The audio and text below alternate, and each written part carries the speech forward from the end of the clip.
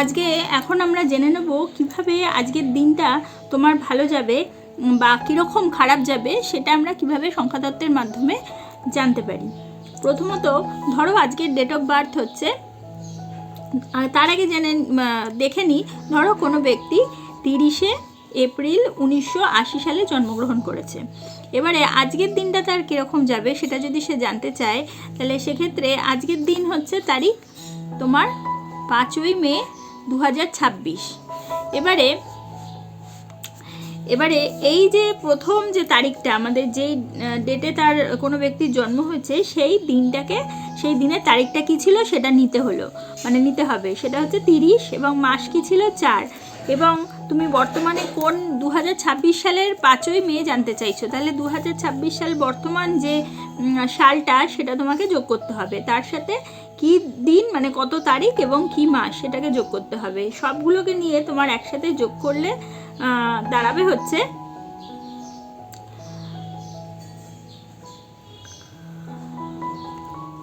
2070।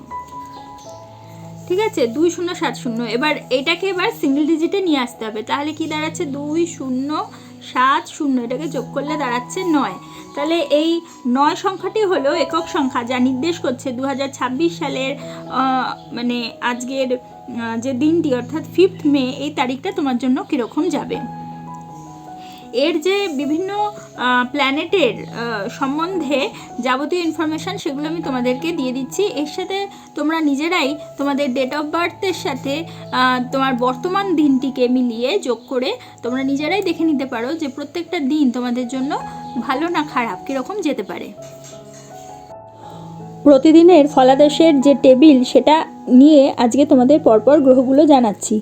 সংখ্যা যদি 1 হয় তাহলে সব কাজকর্মে সফলতা পাবে, নতুন কর্মের যোগ আসতে পারে, গৃহবাড়ির যোগ বিবাহের ক্ষেত্রে শুভ, পড়াশোনার ক্ষেত্রে স্কুল কলেজ প্রভৃতির দিকে শুভ, এবং নতুন কোনো যোগাযোগ আসতে পারে, দূর ভ্রমণের জন্য কোথাও যেতে হতে পারে, ঝগড়াঝাটি এড়িয়ে চলতে অবশ্যই হবে।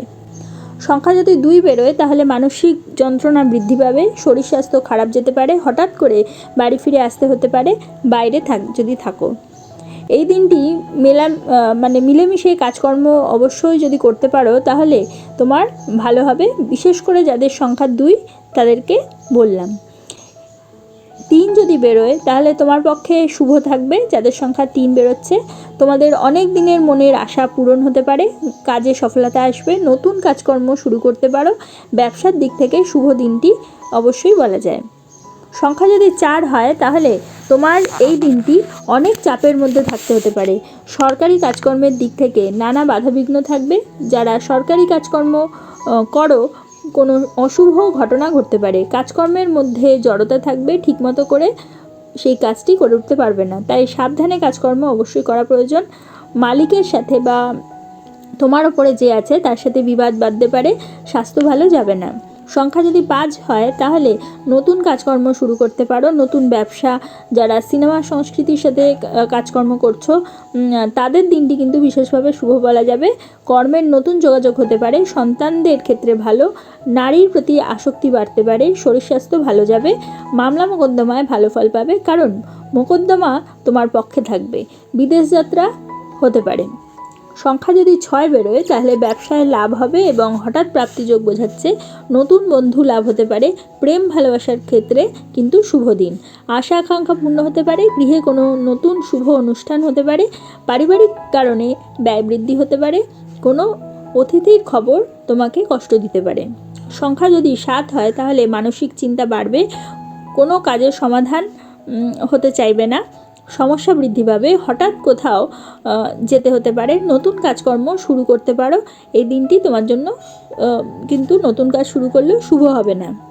সংখ্যা যদি 8 হয় তাহলে এই দিনটি তোমার পক্ষে সামঞ্জস্যপূর্ণ থাকবে, কাজের ক্ষেত্রে বাধার মধ্যে দিয়ে এগোতে হবে, কাজকর্মের মধ্যে প্রগতি অল্প থাকবে, কিন্তু তুমি যদি দীর্ঘমেয়াদী যোজনা বা পরিকল্পনা করে থাকো তাহলে ভবিষ্যতে সেটা লাভবান তোমার পক্ষে হবে। সংখ্যা যদি 9 হয় তাহলে ওই দিনটি তোমার পক্ষে শুভ দিন, তোমার অনেক দিনের আটকে থাকা কাজকর্ম ঠিক হয়ে যেতে পারে, ঝুঁকিপূর্ণ কাজে লাভ প্রাপ্তি হতে পারে, মনের আশা পূর্ণ হতে পারে, উত্তেজিত না হয়ে মাথা ঠান্ডা রেখে কাজ করলে তাহলে কিন্তু তোমার পক্ষে সেদিনটা শুভ হবে। কারোর সঙ্গে ঝগড়াঝাটি হতে পারে, এই বিষয়গুলোকে এড়িয়ে চলতে পারলে মোটের উপরে তোমার দিনটি সব দিক থেকে ভালোই কাটবে। তাহলে বন্ধুরা, তোমরা আজকে জানলে প্রত্যেকটা দিন যারা জানতে চাও কেমন যাবে, সেটা তোমাদের ডেট অফ বার্থ এবং প্রেজেন্ট যে ইয়ারটা বা দিনটা রয়েছে তার সাথে মিলিয়ে কিভাবে আমরা সংখ্যাতত্ত্বর মাধ্যমে বিচার করতে পারি এবং বার করতে পারি। যদি তোমাদের আমার এই ভিডিওটা ভালো লাগে তাহলে অবশ্যই একটা লাইক করে দিও, তোমাদের পরিচিতদের মধ্যে শেয়ার করে তাদের জানার সুযোগ করে দিও, এবং যারা এখনও পর্যন্ত আমার চ্যানেলটা সাবস্ক্রাইব করোনি অবশ্যই সাবস্ক্রাইব করে দিও, এবং পাশে থাকা বেল আইকনটি প্রেস করতে কিন্তু একেবারে ভুলো না। তাহলে প্রত্যেকে ভালো থেকো, প্রত্যেককে ভালো রেখো। পরবর্তী ভিডিওতে আবার চলে আসবো, ততক্ষণের জন্য সকলকে ধন্যবাদ, নমস্কার।